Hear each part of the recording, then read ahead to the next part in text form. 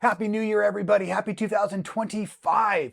My name is Rob Appell, and I'm excited to present to you the New Year's Day Mystery Quilt Along tutorial. I'm hoping this is the week after and this isn't the emergency plan. Either way, I've got all of the steps for you in a nice consolidated format. Are you ready? Let's get stitching.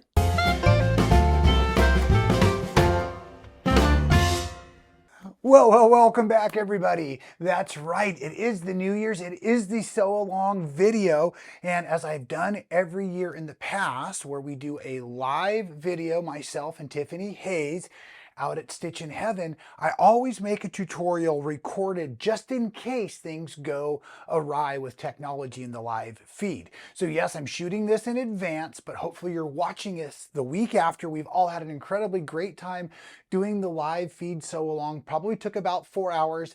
At the end, hopefully I got myself and a bunch of my friends to jump in some sort of icy, chilly bath to celebrate the polar bear swim and all of that kind of fun stuff.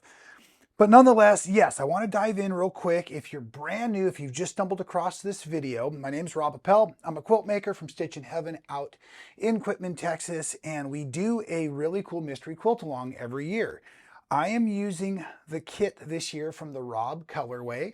We also had a Tiffany colorway, and I'm using the pre-cut kit, which folks has really made my life super easy. We have the free pattern that's available also in this description and has been available for the last week now. And I'm going to dive right in and I'm going to start, and I'm just going to follow all of the Rob colorways as we go through.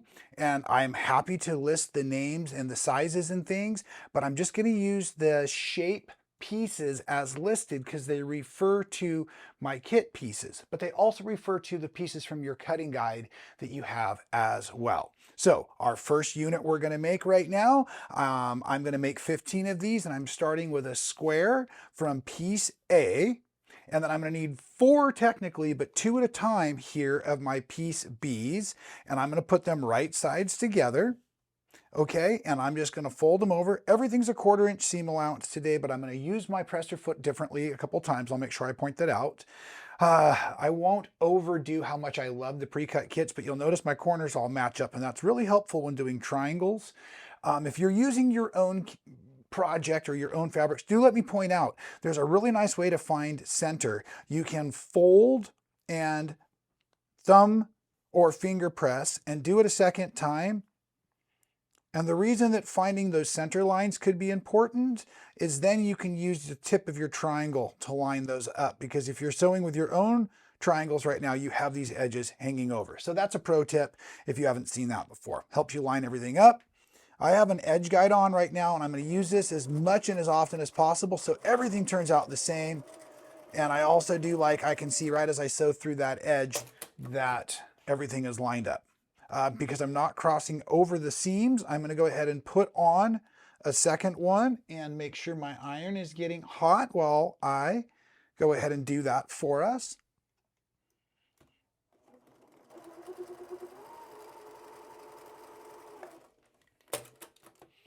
Okay, so now that I have those, I'm going to press to the outside of the square. I don't actually know. It just says, oh, well, and of course, Tiffany likes to press her seams open.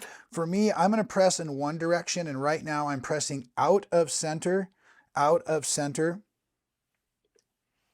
Okay, and then I'm going to take 2 more of my B pieces here, and I'm just going to rotate my unit. 1, flip these over. Edges still line up here, or you would be finding your center there on your tip, and then go ahead and sew these on as well. Now I'm going to teach this video in the format of a mystery, just going one step at a time, not sharing too much down the road info, because in case we do have to use this as our backup emergency plan, we do want to be able to have fun with the mystery portion of this that we do every year. We'll need 15 of these Unit 1 pieces, and once you have them all made, just set them aside. We'll build out our blocks periodically this year as we go. It's going to be fun. Okay, so now just to help me keep things a little bit more tidy. Here, I'm going to set this aside, and now I'm going to bounce into our unit 2. Okay, so unit 2 here, I'm going to take piece C, and you're using a square, but I've already had mine engineered, okay? So this is a square right now, and you're prepping for snowballed corners, but myself, I'm just gonna go ahead and take, using from my kit, 2 more of those piece B fabrics, and I'm just gonna lay them again right sides together. And I kind of like to sew on this right-hand side first now.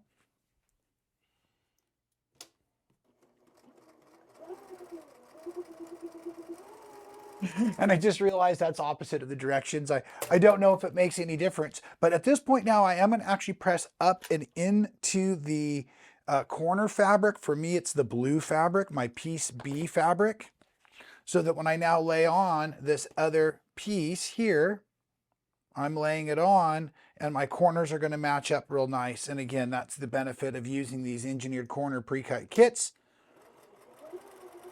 I tried to tell you folks, I really did. You wanted these this year because they're awesome. Okay, now I'm going to press again towards the blue. That's kind of habitual as I need. Okay, and we're going to make 60 of these for the entire quilt.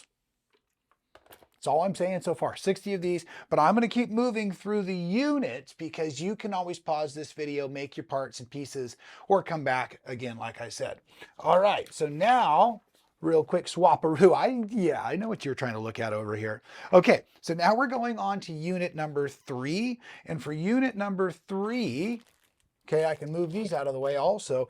Unit number 3, I have piece D, right? And I have a piece E. Again, this would be a snowball triangle. So you would normally have a square that you had drawn a diagonal line, and you are now stitching on that diagonal to cut off. For me, I just need to make sure I have my right sides together. And I'm going to come on over here. And again, I really like the way this is going to line up under my presser foot. And of course, I'm chain piecing these, folks, because I have 60 of these to make also, or actually you now have 60 of these to make. So go ahead and just do your chain piecing and sew all the way through. Don't rush these.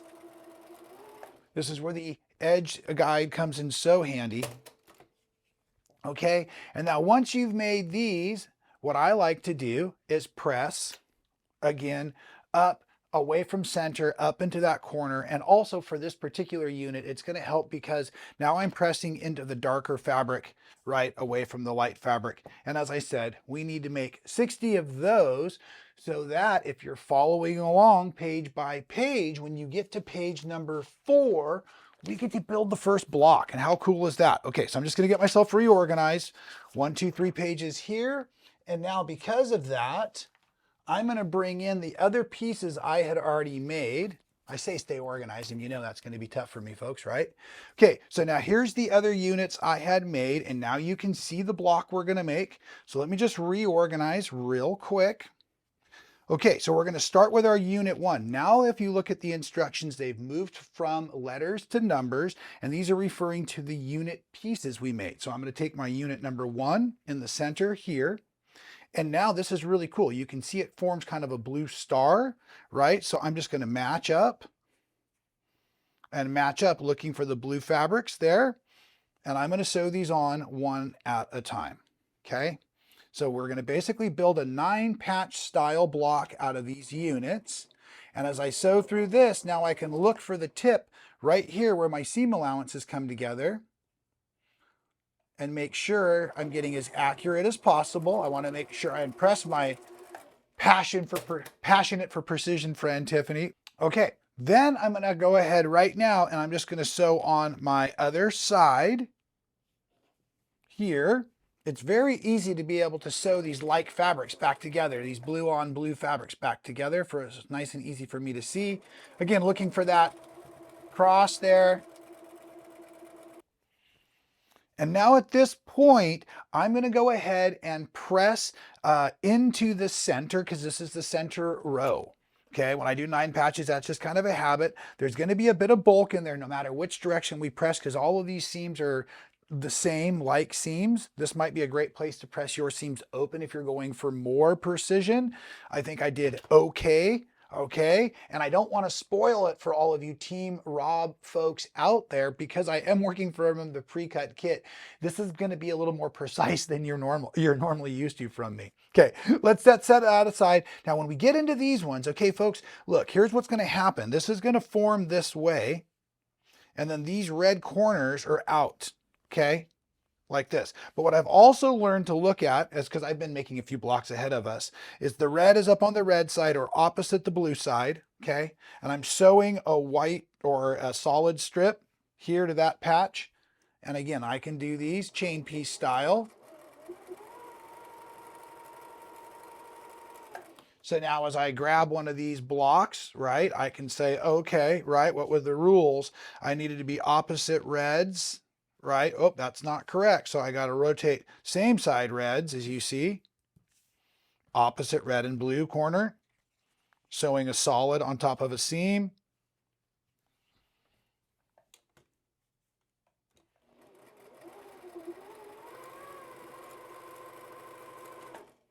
And I found at this point for these portions of the block, it was actually easier to open them up, so I made sure I didn't make any mistakes. Now these are the upper rows, so I'm pressing away from center, which is also great because now we're going to be pressing into the non-sewn or non-seam portion, right? It does mean we're going to be pressing into the lighter fabrics, but there's only so many battles we can win here, folks. This is like parenting, right? We've referred to that before in quilting, right? So we just got to pick and choose as we go along here. Now, we need to add these other units here, the unit 3s. We want to make sure these stay on the same seam, opposite the blues.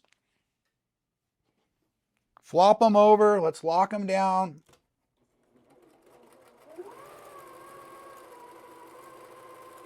And again, you have 2 of these for every 1 block we're building. So we're going to chain piece ourselves right now.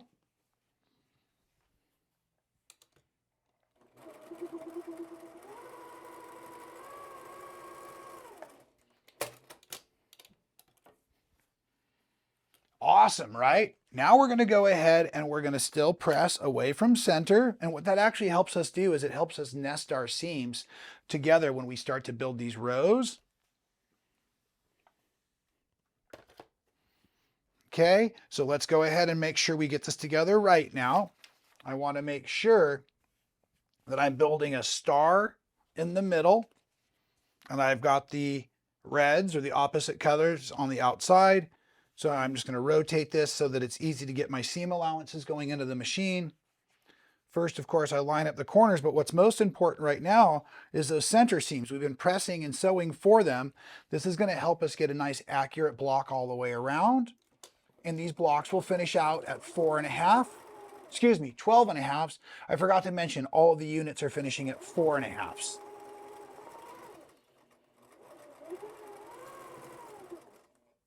There was another opportunity to align those seam allowances. I also made sure I aligned that nested seam right there, sewing all the way through here to the ends. I'm going to rotate so I can see what's going on, double checking to make sure the blues touch. And the same thing as before. And go ahead and make all of these blocks. You're going to make 15 of these to fill up all of those unit 1s that we made, the 15 of those. And then we'll move on to our next series of sewing.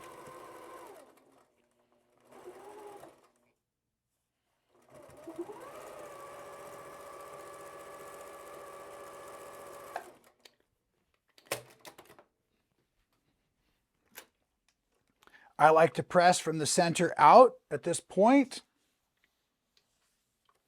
Let your blocks rest on your wool mat so that everything kind of settles in.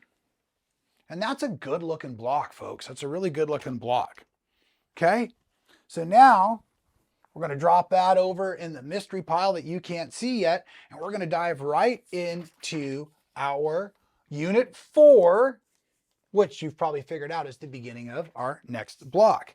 Okay, so just like we did earlier on when we were making our unit 1, we're going to go ahead now and take one of these F pieces and 4 of the G pieces and do the exact same technique where we're going to sew on right sides together, opposite sides.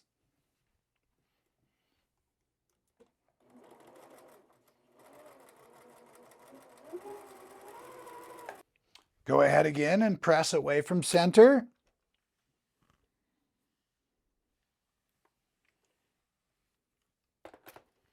Put on your other two G pieces here.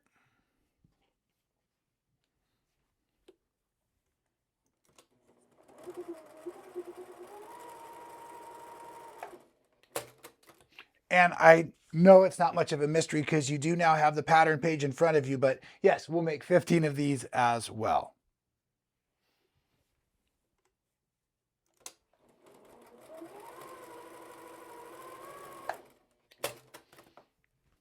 After you have all the pieces stitched on, press away from center and trim all your blocks if they're not perfect down to 4.5. That's what I forgot to mention earlier, but I think it was obvious because you had the pattern pieces that you're working through. And again, we're going to set those aside and I'm just going to kind of keep tidying up as I go along. Okay, so that was unit 4, 15 of those. Now we're getting into unit number 5. Okay, and it was much like we did earlier again. Now I'm going to take my H fabric here and my I fabrics, and like I did before, right sides together, stitching along that first edge and then pressing before I sew on the other side.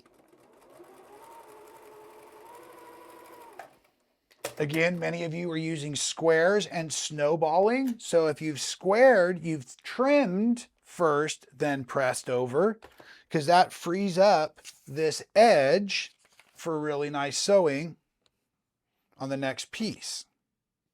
You would have a square out there, and this just is a little bit, well, more engineered. Okay, again, I'm going to press away from the bigger square, the blue center there, and we're going to need to make 60 of these also. Now, don't think I'm just going to make this same exact block again, folks. I know it's starting to feel that way, possibly, but we're not. We're not. This is where things get interesting. Okay, so let's set those aside as well.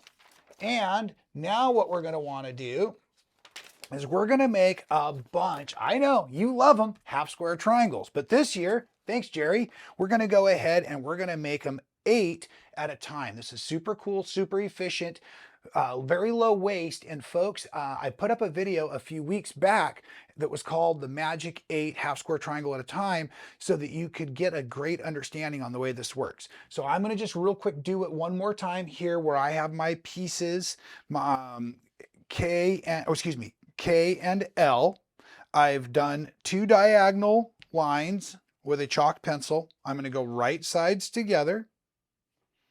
Okay, I'm going to go ahead and rotate out if I'm using any sort of edge guide or presser foot with a 1/4 inch seam allowance so that I can do kind of a scant 1/4 inch right along the edge. So I'm using my narrower foot there along the edge of the chalk line. And again, chain piecing these all day long. Do one side of each chalk line, one side of all of these chalk lines, and then you'll cut your thread. Do the other side of the same direction. Secure both directions, or secure both edges, I should say, of that same line.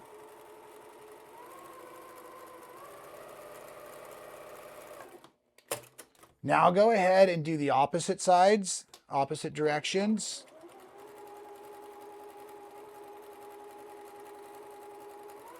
Don't worry, it won't cause any pucker. Let the machine do the work for you. And once again, so now I've basically done 4 rows of stitching on those 2 diagonal lines. I'll show you in the overhead camera in a second. Okay. Now, folks, this is where something like my rotary mat, my Martelli mat comes in super handy. Okay. So doesn't matter that it's lined up or not, but I like to because I'm just that way. I want to use, and these squares, we called for 6-inch square, right? And that made life really easy. So you can use a 3-inch ruler. And what we're going to do, folks, is we're going to cut this apart. But here's the trick.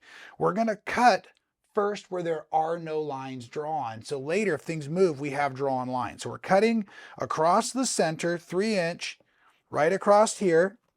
Okay, now I'm going to peel my ruler up. I'm going to rotate it 90 degrees. I'm looking at my outside edge, making sure everything didn't move too much. Okay, and again, I'm now cutting. Effectively, I've made 4 squares. At this point, if everything moved, I have the drawn diagonal lines, but if it hasn't, now you can go ahead and drop your ruler, and I'm using a 3x12. It really works nice for this. Okay, and I'm going to rotate again. Not to mention a sharp rotary blade really helped. I changed it out before my prep work of the video. I feel like I'm talking like I had 18 cups of coffee though today. Okay, now I have 8 what will be half square triangles.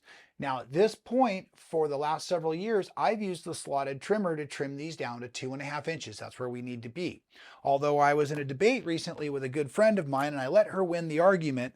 So at any rate, now what I'm going to do is I'm going to press to the dark side, and to try to get even more accurate to catch up to my friend Tiffany, I'm going to use the block lock this year.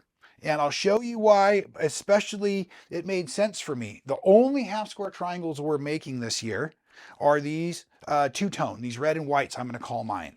Which means that once I press everything to the red side, the dark side, like we've been mostly taught, now I can remember which side the lettering for the block lock goes on. And that was actually my biggest downfall before, is I was always checking and adjusting the block lock ruler, because it's very specific the way we start out. And I'll show you that here in a second as I'm getting my pieces organized and probably stalled just long enough.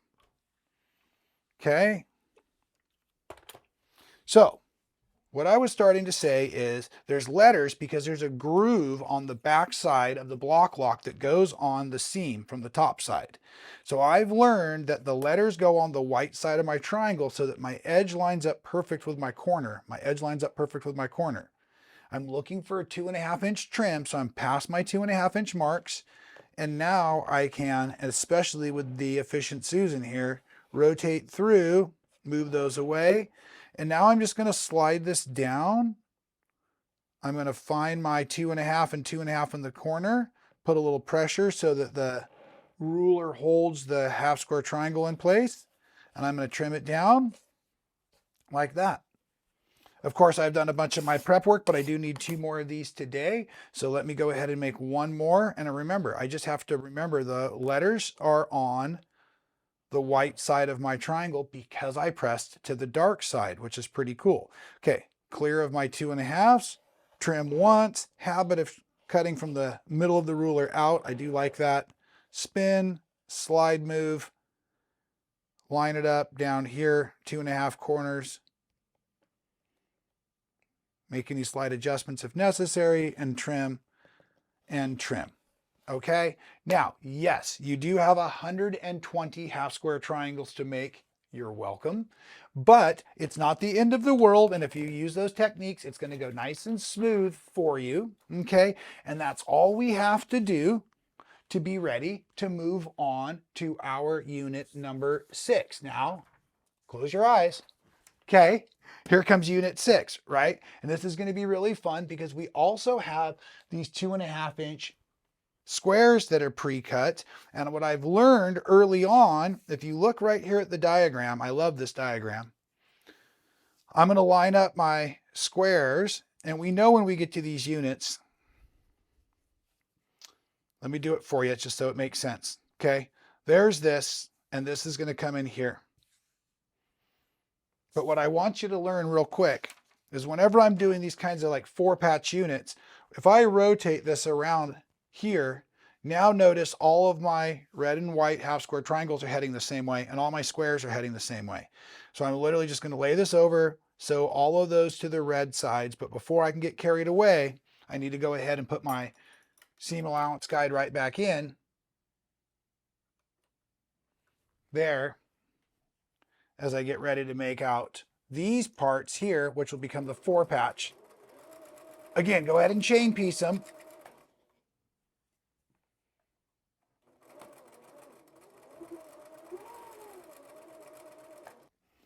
Then I like to use just the thread cutter on the machine. Now we're going to press these over to the squares. And this again will effectively help us with our nesting. This part could go south, so please make sure you're following your diagram when you put these back together. Okay, we're kind of making like a Star Trek, like, you know, the Enterprise there out of the reds. So squares on opposite sides, points touching. Now we can nest up those seams for a nice accurate little 4-patch.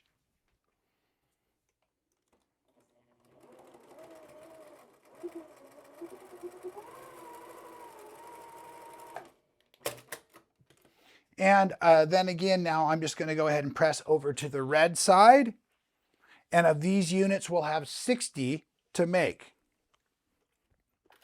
And that completes all of our units for our next block. So let's go ahead real quick and expose what that's going to look like now and teach you all how to build it.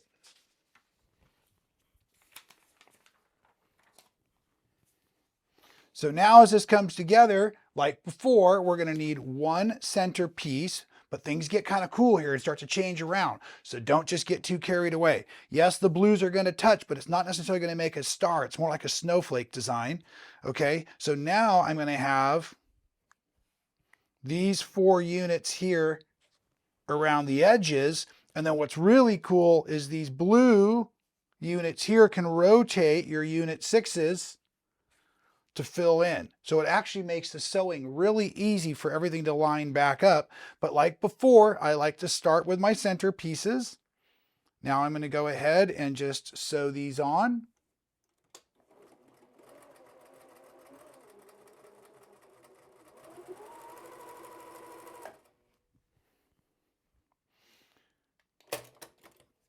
And I'm going to quickly just go ahead and grab the other piece while I'm here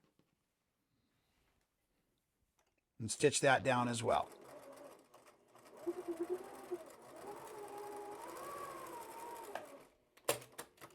But what happens here, folks, is I've got an opportunity to do things like I don't normally do. Because I have all of these corners coming together with the patchwork from the center and I have a straight seam, I'd really like to go ahead and press from the center out this time. Okay, normally I press from the center in because that's how I remember and I nest my seams. So this time I'm going to recommend we press from the center out, and that just means we need to remember on our edges we're going to press towards the inside. Pretty cool. We're going to line up our blue square on our blue big square to start with. And again, like I would recommend, chain piecing these.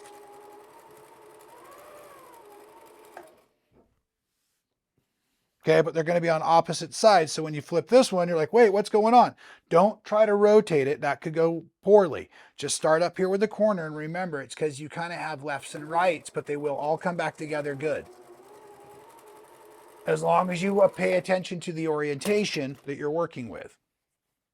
And because of that, at this point, I like to come back over and remember, now we're pressing in towards the center. But look, folks, now we're pressing from a patchwork into a straight seam again. So it actually is working really well here for our pressing because pressing matters. Okay, kind of goofy, I know. Okay, a little easier that way. Now we're going to go ahead, make sure everything's as it should be.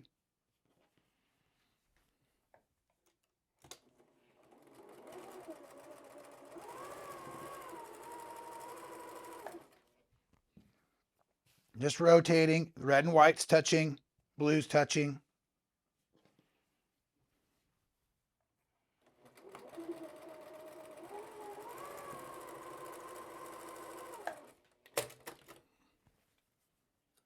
Okay, and again, we're going to press back towards center so we can start building out these next blocks.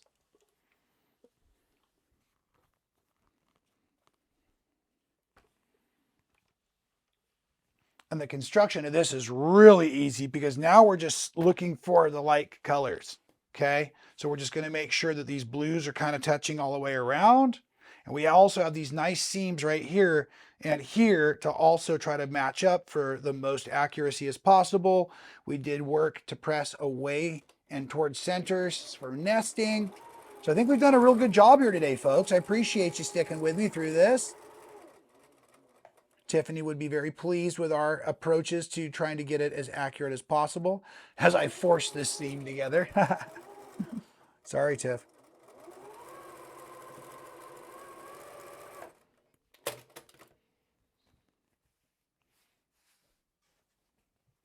coming back together here.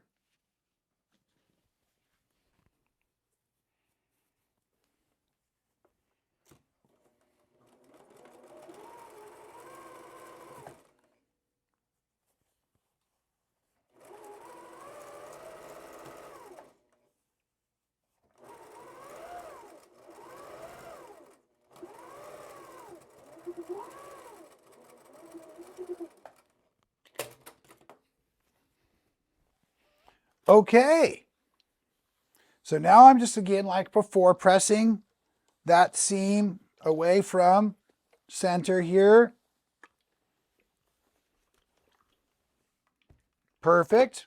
Now, that's it, folks. 15 of these blocks to make, and you are ready to start to assemble the entire quilt top for your New Year's Day mystery quilt along. Okay, so this is block 2. You have block 1, and I guess it's time for the big reveal how they're going to go together. You've probably guessed we're going to do an opposites by opposites format.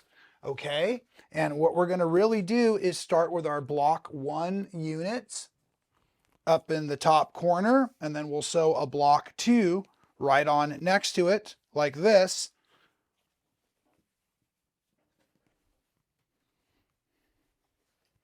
And the cool thing again is we have so many of these little patchwork points and parts to match up as we go along. It actually is going to afford for a real nice seam. The most important seams, however, I can tell you are going to be the big seams in the middle, where your 9 patches match up in those center seams. Do your best to keep those as accurate as possible, and it'll help really pull together this fantastic design. Okay, so you'll be making 6 total rows, 3 of them starting with your unit 1 block, or your block 1, I should say, excuse me. And then the other 3 starting with your block 2 designs, okay?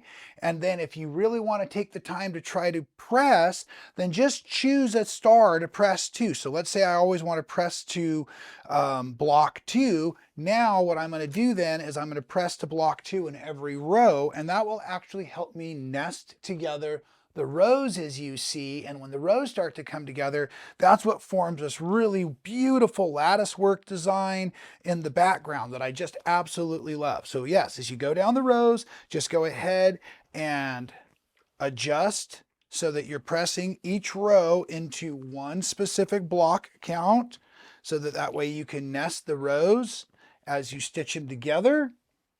I recommend you do all of your rows at one time to make sure everything's accounted for and lined up. And then go ahead and sew those rows together to complete out your quilt top. And congratulations, you did it yet once again. Another fantastic mystery quilt along. Now, folks, thank you so much. Please, please, please continue to post all of your progress and all of your photos for all of us to enjoy. Continue to encourage each other out there, folks, and make sure that you're really supporting folks and helping offer tips and things if some folks fall behind or are joining late or whatnot. It's really fun to see everybody coming together. And then, of course, the quilting process takes over, and that's where we can all really express ourselves as quilt makers and have a lot of fun with the design. At least that's one of the reasons I started making quilts years and years ago, was because I love the free motion. And that's it. It pretty much wraps up our 2025 mystery quilt along. However, if you're not a mystery quilter and you stumbled across this video and you just love the way that things were going, please join me on April 19th for the Glowing Checkered Star virtual quilt along. It is not a mystery. Here's what the quilt looks like. Hello, quilters. It is I, Rob Appell. I am here to invite you all to join me for a virtual quilting experience on YouTube. Together, we can make in a single day this glowing checkered star quilt. If you don't want to work from your stash, don't fret. We have wonderful quilts pre-cut and available for you. Better than that, there will be golden tickets in some of those kits. That's right, 5 golden tickets will be awarded to 5 lucky winners. Those lucky winners will have their registrations paid for the wacky and wonderful quilting retreat in Quitman, Texas. That will happen August 6th through 10th. 2025. So join along for all the incredible experience. It will be wacky, it will be wonderful, and it will be all just for you with me right here at Stitchin Heaven. So yes, all you have to do is sign up with your email over on stitchinheaven.com and you'll get the information to start gathering your fabrics. We will have pre-cut kits available for you. I will be doing my best to do the entire quilt live in one day. So the pre-cuts are going to be really important for me. You can get your supply list in advance and get yourselves ready. April 19th, it's going to be awesome. And we're going to have a follow-up retreat in August of 2025. All the information is in the link below, as well as on our website, stitchinheaven.com. Folks, thanks for being here. We will see you very soon with another wonderful project. I appreciate you all. Stay well.